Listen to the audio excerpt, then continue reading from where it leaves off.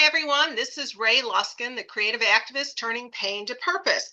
And this is a space where we share powerful stories of resilience, healing, and activism to make the world a safer place for women and children.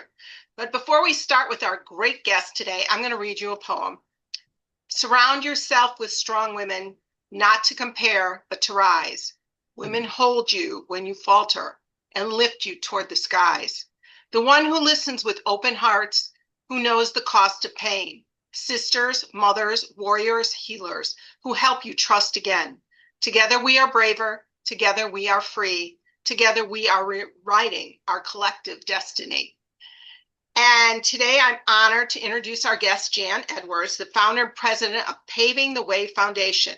After a successful 25-year career in marketing and sales with organizations like Time Warner and even at the United Nations, Jan shifted her life's work to one of the most urgent causes of today, preventing child exploitation and trafficking. Through her foundation, Jan has educated more than 41,000 youth and adults, teaching kids how to make safe choices and equipping adults how to protect them. Her work has been recognized locally, nationally, internationally, and she has an award-winning film, Trapped in the Trade, and most recently she was at the White House being part of Take It Down Act, which she will explain to you later. Jan is not only a leader, she's a relentless activist for children, a voice for change, and a true creative activist. So now we're just going to dive right in, Jan. Okay, let's do Okay, it. yes. Jan and I had a fabulous talk, I don't know, a couple of weeks ago. I was like, we could Yes, talk for hours. So we will we try and could. keep it down to a half hour, everybody. I need to say something though. Every time somebody reads my bio, I'm like, who are they talking about? They're like, oh, that's me. Okay. It just because we're like heads down girls, right? We just keep our heads down and we go. And then every once in a while, it does make a difference to take a deep breath and be like, oh, wow, To okay. acknowledge Yeah. our gifts and Yeah, our successes, because if we don't do that, then we don't give other people permission to do that. So I think exactly. it's really important. And I know as we're the kind of women who sort of just brush it off, but no, we need to own it today. So We do well, and the other thing too, I think is interesting too, because I love the creative activist piece is um, we all work really hard, and women have been trained over time, right, to no, no, no, let me suffer, all that kind of thing. And as we become more into our own with, if you've got a partner, great. If not, that's okay too. You're surrounded by other warrior women. We are the change makers of the planet. We yeah. give life in more ways than one. And I think the era of dominance is starting to fade away, and I think the era of collaboration is starting to like break through. So I'm just super I excited love about that this. because that is, I mean, with so much misogyny going on in the world right now and putting women down, I think we are the women who are giving them permission to stand up and share their stories, their voices, Yeah, and make a difference and I know they agree. don't have to be that person. So thank you for bringing that up. That was Yeah. beautiful. So, all right, let's just start a little bit with your backstory. So you had a very successful career for 25 years in marketing and stuff. What happened? What made you change? I mean, it sparked a change in your life. Well, yeah, I was making great money too. Anyway, but You're money isn't making me laugh. everything. And if I wish I could really have young people grasp that because what they're being fed in the media is not the truth. Um, we had new leadership, and the example I use is, do you remember when Saddam Hussein was toppled, right? Yep. And now all of a sudden, all the people create because they've been under suppression for a long time. That's how they knew how to operate, was someone telling them what to do and staying in line and all that. Now they have all this freedom and they didn't know what to do. Well, reverse that. Right. I was part of the most successful ad sales operation in the country. We had a 99.9% run rate. So for those Wow. of your listeners that are in media, they can appreciate that. And this was a cable industry. Like, okay, so we had 75 networks on 4 different zones to give you context of how successful we were. And the people that came in just decided that we were no different than uh, stocks, guys on the phone selling stocks, and they totally demolished the environment. And I just couldn't be with it. I just couldn't, it was literally killing my spirit and my soul. And I'm like, I gotta go. And I was taking a walk one day, and I'm like, okay, Jesus, take the wheel, right? You got to give me shiny red neon arrows as to what I'm supposed to do next. And he clearly did. And, here we are 9 years into this business, but I left corporate America in 2009, did some startups, which I loved. They were great, but I'd always been a startup girl. And that's the thing I always tell young people, Ray, is so many young people like, I want to be an entrepreneur. I want to be a startup. I'm like, no, no, you don't. Like, I get the drive and ambition. Take that, find an environment that you can have that fulfilled and learn everything you can while you're getting paid. Because I use every single tool and skill I got from working in corporate America in this environment. Just because it's a foundation, it's a 501(c)(3, the only difference between me and an LLC is a tax code. We run the same way, right? So that's the learn everything you can on someone else's time. And then take that spark and have it be fulfilled. So I was a startup girl. So starting something was not a problem for me. That's what I'd done my whole career, right? But I think it was that alteration and the journey that I took that ended me up in Ethiopia. So I'd left corporate America and I was doing some startup work and some creative work. And I was at the UN at the Get Health Summit. This was years ago, 2011, 2012, and maybe 2013. I don't remember. Time goes by fast. Um, and I was listening to somebody speak, and they were talking about cell towers and how it was challenging because they were still using gas generators in Africa. I'm like, there's so much sun there. Why not use solar panels? And so I started having a conversation with one of the speakers who's from Ethiopia. And he had a 501(c)(3 called People to People to gather the diaspora of Ethiopia to assist orphans. And we just, hit it off and we're chatting and we're talking away. And I wanted to talk to him about some of the products that I had and we were selling. And he's like, Jan, he goes, I'm putting together a trip to Ethiopia. Can I email you when I get home? I'm like, of course, right? Of course. And then he sends me an email right back and he goes, do you want to go? So I went. And that's really where this particular part of the journey started. We were driving home one night, and if you've ever been on a mission trip, we're in Addis Ababa. Imagine downtown New York with two stoplights, that kind of traffic. And I'm looking out the window and I see two older men and I see two younger girls, and it just didn't feel right. That kind of oddity. And I'm like, that was really weird. And it was just like a few seconds, not a lot of time. So I went to my sponsor's house and I shared with him what I saw. He's like, oh, yeah, it's human trafficking. And I'm staring at him. Now, you got to get this is 2013. I'm staring at him. I go, what are you talking about? He goes, Jan, we have 4.5 million orphans. We're the number one source of human trafficking into the Middle East. And my brain is a whirl because I'm thinking, wait, human trafficking.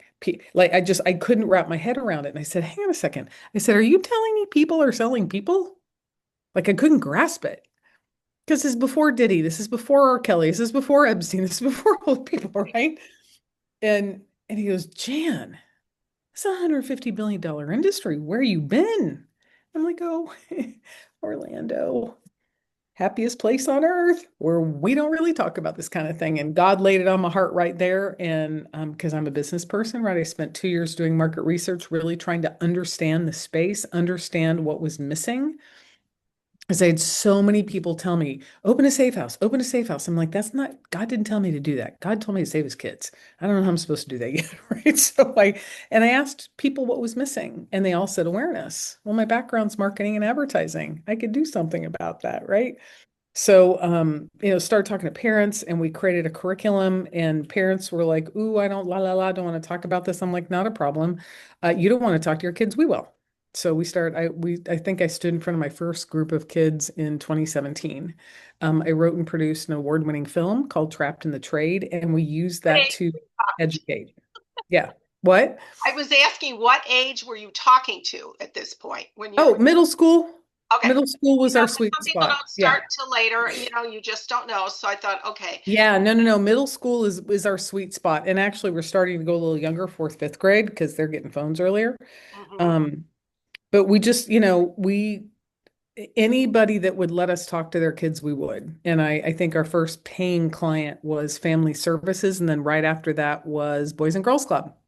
And we've been working with Boys and Girls Club for the past 4 years. We now work with the YMCA, After School All Stars, Elevate, Dream I Academy, really love any, that. yeah, I know. And we're also in the school system. So we're now in middle schools with Orange County Public Schools, which is to me like the most exciting because it's finally been recognized that a video and a teacher kind of guiding you through this conversation, while you're going to get something, okay, it's not the same as what we do. We have conversations with kids. Well, And I understand a little bit about what you're doing in the sense that yeah, many, many years ago, I was working on a project called Project Heart, where we came up with a curriculum to take in the high schools to talk about what is the healthy relationship. yeah, And instead of us doing it, we partnered with students from Northwestern, figuring at least there was not that big age gap. yeah, And, then it was adopted from some other places. But I remember it was like trying to think, how can we reach them? How can we talk in a language that they would understand? yeah. Another one is Mary Bonnet here in Chicago. She has Her Story Theater, and she's done numerous plays on grooming and that kind of thing, and sex trafficking, and she has. I attended one of them where she had high school students in the audience, and they had a take back session, where you could talk at the end, and there's so many ways to address this, and I love that Yes. it's actually in Yeah. schools, and that's Yeah. really important to be able to do that one on one. And I assume at some point somebody has come up to you and divulged that Oh, they've, yeah. We yeah, disclose all the time. yeah, And if they don't, their friends do. Their friends are like, you know, you just said you and and it's generally the friend and the person will come up and talk to one of our trainers, and it's interesting you said something about young. Most of my trainers are 12, and I'm being facetious, but they're in their 20s, right? So they're young and they're hip and they're cool. There's a couple of us old people, but our energy's young, right, I so get it. Yeah. yeah, yeah. We have young energy. We're not old people. And the And kids, there is a they difference when, engage. yeah. And especially today, those are the voices and the faces they're looking at, whether it's TikTok or some of Oh these, yeah, media. I don't know enough about the other social media, but yeah. So, absolutely. Well, it's all over it. It's all over every single social media, right? yes, yes. So, okay, so let's talk about some of the, you said you've spoken to kids and to adults. So, what are some of the practical tools for adults, teachers, parents, community leaders to share? Sure. So one of my favorite things to request of people is to go to the Polaris website or to go to NCMEC and be like, hey, go find out the data about your state, right? And almost because everything we do is tailored. All right. So when we go to Chicago, or if we go to, because we've been out to the Lakota Nation and trained the tribes out of the Lakota Nation, go to really anywhere. Um, I always pull up relevant data, right? And the data is right on the website. So you can find out where your state ranks with calls to the National Trafficking Hotline. It's an important piece of data to have because there's not one zip code that someone's not affected, all right? Especially with, this thing, right? Um, I remember finding out in Chicago, we were number one for many years. I don't know what the numbers are today, yeah. but I remember driving down certain streets and seeing the girls on the streets, and and the pimps are picking them up and whatever. And Yeah. yeah, Yeah. And it's not that anymore. It's this. yeah, okay. And that's the I'm thing talking that a long people time are, ago. Yeah, yeah, no, I know. Oh, well, that still happens, but that's really for our kids, that's what it is. So, do a little bit of research. Take just it literally takes 3 minutes to figure out where your state or your county is. Like Florida's ranked third in the nation for calls to the hotline. We're also ranked third in the nation for cyber tips for child sexual abuse material, right? Facts like that, when you know a fact, it's a great way to start a conversation. love it. It's It's great. really easy to start a conversation. The average age targeted online is 10 to 13, right? So those little statistics, people are like, wait, what?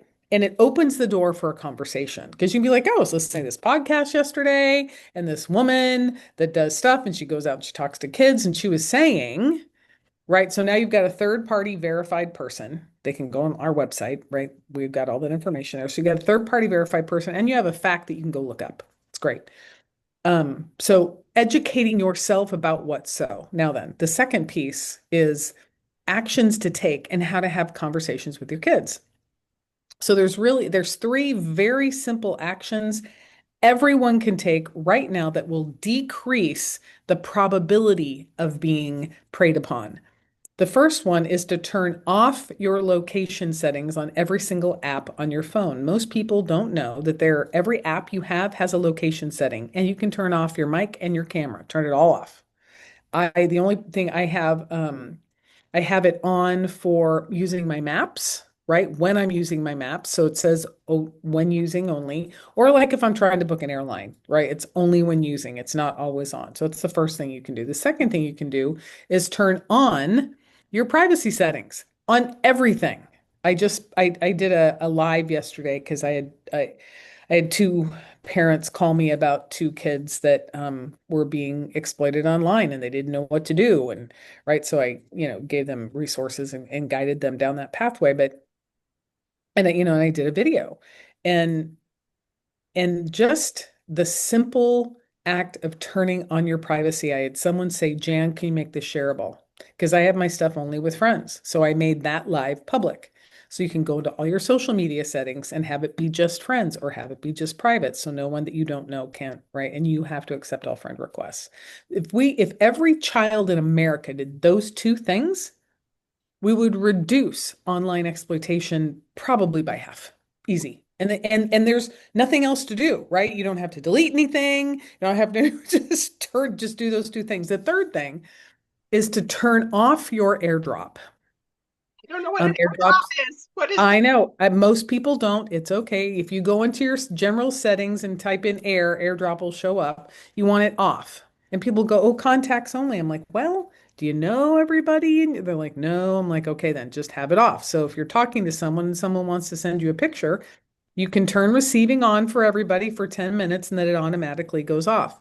So just those three simple steps can Okay, make an impact I still don't understand immediately. technology. What is airdrop supposed to be doing? So AirDrop, I can AirDrop a picture of you. If your AirDrop's on and my AirDrop's on, and I have some inappropriate picture, I could send it to you, and you Oh, would okay. know. I did not know that. Okay. Yeah, yeah, that's why you want it off. Got it. Because Okay. people can send, because there are kids in school that will take inappropriate pictures of themselves and send it. They'll turn on their AirDrop and send it to all the AirDrops that are on. Got it. Okay. Yeah, Interesting. yeah. So in the state of Florida, I can't speak for Illinois, but in the state of Florida, it's illegal for anyone to take, send, or host an inappropriate picture of a child under the age of 18. That includes children. It's a class one misdemeanor all the way up to a class three felony. So we Wow. have children committing felonies and they don't know. It's the other reason why we're so adamant This about. is part of the Takedown Act, correct? Yeah. Well, so yes, yes. Yes and no. Take it down separate, but people don't know, kids don't know, parents don't know that taking an inappropriate picture is a felony Wow. locally in the state of Florida, right here, my state. Okay, I can't speak for any other state. I just know about my state, right? And so that alone right there should stop our children from taking and sending pictures and turning on their airdrop, right? Turning off their all those other things. Um, and then the for parents, um, this is a weird conversation to have. It is. We know that because you're talking about sex. Okay. Nobody likes to talk about sex. And I also think everybody's a little overwhelmed right now. So it's a little challenging for people. And I totally get that. I really do understand that. And um, I've given you three statistics. I've given you three actions that you can take very simply and start that conversation with your child. And one of the things we coach parents to say is, in the car is a great place to have a conversation because they can't go anywhere. They're generally short trips and you're side by side. You're not face to face, you're side by side, which reduces the stress. Mhm. Because if this way is confrontational, this way is a little bit more peaceful. I say just ask your kid. I said you got to be driving because you're looking ahead. It's like, so I got this really weird DM last night and I'm not quite sure what to do with that. Has that ever happened to you, honey? Right? You Interesting. can't look at them. Can't look at them. but you're going to see out of the corner of their eye their reaction. And they're going to react one of two ways. Oh, mom happens to me all the time. I'll show you what to do when we get home tonight. Like it's no big deal, which, by the way, that's a whole other conversation to have that never would have started had you not said what you said. Right now, your child's getting DMs from people and they think they are handling it and they've never come to tell you. Right. And again, you don't want to make your kids wrong. You're in this curious inquiry stage. It's like, well, that's fascinating. Who's been DMing you? You've got to, instead of who's been DMing you, right? Bet none of that. Can't do any of that. That'll shut your kids down immediately. It's like, wow, that's fascinating. Who are you getting DMs from? Right. You got to practice your poker face. And then the second reaction that they might have is they get off. We know when our kids are lying. Yeah. They get all fidgety and they look away and no, mom, that's, and again, whole other conversation to have. So one simple question can open up an entire dialogue. And I think that makes a difference for families because families have to start talking about this. You've heard of the two kids that committed suicide after talking with their AI chatbots. And I was listening to the testimony last night of one of the dads, and he said the chatbot mentioned suicide 1,267 times, Oh my, wow. Wow. like 5 times more than the child. That's a problem. It's a problem. So if you don't have conversations, because look, our kids are feeling still, this is a COVID post effect, right? They're feeling alone, they're feeling isolated, unheard, unseen, disconnected, and they think this thing is going to have them feel connected. And it actually does the opposite. It impacts their mental health. Right? So we talk to parents about, create a no phone zone. Start with 15 minutes. Everybody phones down, we're going to go out for a walk, right? And the next week do 30 minutes. Now, if you've got an elderly parent or, like someone can have their phone on vibrate in their pocket, but not here. Right. And you just kind of expand the window, and the next thing you know, everybody's singing and dancing in the kitchen, you're cooking food together, you're playing, now all of a sudden you're connecting as a family. And maybe you do all play a video game together that's not out on the internet, but right there in your home, right? You guys can play Minecraft without having to be out on the internet and build something cool together. But it's all in the realm of being together. And in state of Florida, we removed cell phones from elementary and middle schools with limited use in high schools. Great. Over here, yay, happy about that. What's happening though is our children have forgotten how to have conversations. So the isolation and disconnection remains. And so this is a really great way to start conversations with our kids. Right. Because we go in, we train, almost every middle school here has between 250 and 400 seventh graders. Okay. And we train them 3 times. We have 3 days of training. And so now you've got 250 to 400 seventh graders in a school that are now going to start a completely different conversation than they would have before. Right. So now you've got some dialogue going, right? You've got a topic to talk about, which is great. And one of the pieces of legislation that we do talk about is the Take It Down Act.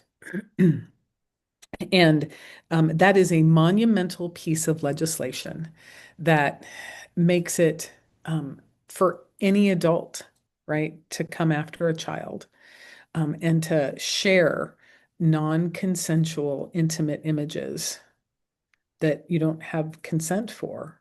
That's now a felony.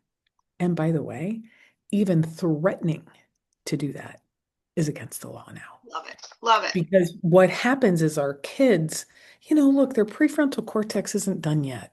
That's just we are their prefrontal cortex until they're 25. Yes. Okay. So having them being understanding what's happening, and then for them to understand that it's not their fault. This family I'm working with right now, this little girl thinks it's her fault that this adult started grooming her. It's like, no, sweetheart, it's not your fault. I know he's making it feel like your fault, but you're human. It felt good. Someone gave you attention, right? Doesn't matter if he's an adult. It felt good. Someone noticed you. Someone saw you. You I felt love you're seen and heard. validating that because I experienced that as a child and I had nowhere to go with that. It's like in my house, it was whatever said here stays here. You don't discuss it. But there was the parts of it he groomed me. I mean, he did what I want. He knew I loved art. He wanted me in his art studio, give me art lessons. He gave me back rubs that then turned into other things, because those were the things that I really enjoyed. And then, yeah, and then there were the sexual feelings, which I had no place to go with that. Oh no, Yeah, no. And nobody tells you about that. right. It's like And no one touch. wants to discuss it. And that's No. giving them permission to say, hey, I felt sexual, it's like, oh Yes. my God, I understand why I want to, touch myself now. I didn't know about that, but it took years, to figure that out, and Yes. that you can feel good even though you know it's not good for Yeah. you. And that's a big disconnect for adults too. Oh, for sure. And that's what messes kids up Yeah, because it physically feels good. yeah, We all want to have a back rub. We all want to have someone touch us. We all want to have someone put their hands. I don't care who you are, and I don't care how old you are. We all need physical touch, and it feels good. Our body's designed that way. right. And then what the problem comes in is shh, don't tell anybody. This is our This is little secret. our little secret. Yes.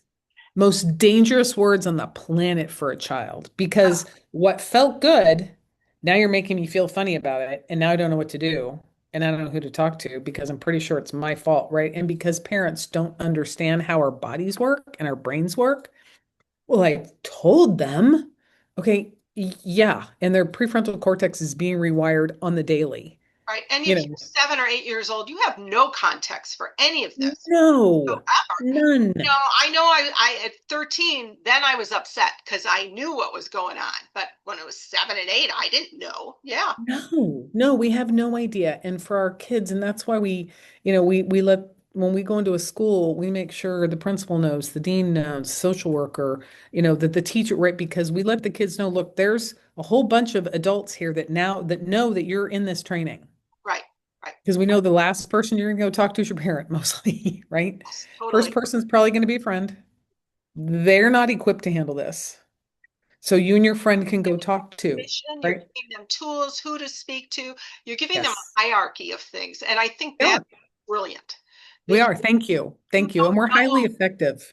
The kids, because we do a follow-up survey 6 to 8 weeks after we're done training, because our whole commitment is that this is a lasting impact and it's memorable, that they actually remember the actions they said they were going to take. And they do. The last survey we took 50% of the kids turned off their location settings and turned on their privacy settings, right? They stopped bullying. They shared with a friend what they learned. And for me, the most important statistic for me was 53% of the kids that took our training said they walked away from a potentially dangerous situation to cool off. Love it. Oh my God, that's phenomenal. That's a miracle. It is. It is. I love this work. Thank you. Okay, I'm Thank just you. going to shift gears a little because we're going to have to wind down soon. As we Yeah, said before, we could talk for an hour. We'll do it another day. You co-directed Trapped in the Trade, which is a film. Tell us about that and how that part of the storytelling has made a difference in your work. sure. Well, it's an interesting story. I, uh, I, I, I am Christian and I believe in God. Okay. I don't ever lay that on anybody else. This is my journey, my story. So I'm going to talk about me. Um, because I'm like, no, no, no, this is about me. It's not you, me. It's my part of my story. So God and I chit chat a lot, right? And I was very upset one day because I'm like, you keep pointing me to this human trafficking stuff. Like, what do you want me to do? It's like you keep telling me, what do you want me to do? And my mom was in a rehab center. She had fallen and broken her hip. And so I went to go visit her and I'm coming out and I'm driving down a particular street here and I hear documentary, like really loud. I'm like, whatever. I keep driving, pull in, put some gas, right? Because I'm like, I'm not a filmmaker. I've done ads, but I'm not a filmmaker. Well, guess what? So I'm filling up my gas tank and I hear it again, loud, documentary. And I'm like, okay, fine. So I go home, open up my laptop, and I wrote the film in 2 days. It was a complete download, Complete download. I totally get that. complete download. Language, all of it. And it's about the intentional grooming and recruitment of children by children. Now, I have a tendency to be a little bit ahead of my time often. And there was a study that came out 2 years ago. So we did our film in 2016. And premiered it in 2017, and a study came out a couple years ago that 84% of survivors, young survivors that were surveyed, 84% said they were groomed and recruited in school or a school activity. Mm. That So, yeah, God knew what he was doing when he gave me that particular film. So, and it doesn't have a happy ending. She's kind of left in this, I'm trapped and I got to get out. And it's really designed, just like a preacher takes people up and down, right? Or any good speaker takes you on a journey. It leaves the audience with this sense of, okay, now what? And then we actually get to go to work because we set them up. It's like, look, I want you to think about if you were in that situation, what would you do? Right? If you saw her being groomed at a party, if you saw her being given a drink that had been spiked at a party, what would you do? Like, I want to know what you would. So that's the dialogue we have for them to do the critical thinking about what action would I actually take when it happens, because all these kids are going to show up at a party at some point in time where there's alcohol. They will. They will. Whether they go to college or not, whether they stay in their neighborhood or not, somebody's going to have a party. We were all young once. We all went and did that. We did boondockers, right? Because I grew up in Arizona. So it really it sparks the conversation, knowing that we talk about vulnerabilities, what made her vulnerable to that, who was watching it, who were the bystanders. So we talk about the bystander effect, because we really want our kids to be upstanders. We want our kids to be able to take action to save another child. And that's really the impact is I want you to advocate for you. I also want you to advocate for others. I love that. I love that. Okay, so for those who are listening who want to get involved, how do they contact you or support you? Sure. Yeah, so they can go to our website, which is pavingthewayfoundation.org. And then we're also on social media. So Facebook and Insta is at paving and then the letter W. Um, LinkedIn is Paving the Way Foundation. And then my individual, my personal is on Twitter. I'm not on any other platform because I just don't have the time, space, or wherewithal. Because I actually engage, when I post something and people engage, I engage back, right? So I'm busy running a business. We're out training, we're out, right? And I also want to interact with the people interacting with me and with us. So yeah, four is about my limit. Lovely. Thank you. So Absolutely. thanks for sharing your passion, your Yeah. wisdom with us today. I learned so much myself, and you gave me great tips to go talk. I have granddaughters who are 13 down to 6. So, some of these conversations, two of them have phones already, and it's like, Mhm. okay, I'm going to have this conversation. Um, and so I appreciate that. At Creative Activists Turning Pain to Purpose, we believe that we come together, leaders, parents, educators, and advocates, and we can break the silence, reduce the stigma, shame, and guilt, and create a safer, more compassionate world. This conversation is not just about preventing exploitation. It's about reimagining what's possible for our children and the future generations. Thank you for our listeners for joining us. If you're inspired by what you've heard, I encourage you to share this episode, start conversations with your community, contact them if you need a speaker, and take action. Together, we are turning pain into purpose and purpose into change. Thank you again. And also, if you want more information, please subscribe to the Ray Luskin Creative Activist on Substack and the YouTube channel. Thank you so much, everybody. Thank Thanks. you.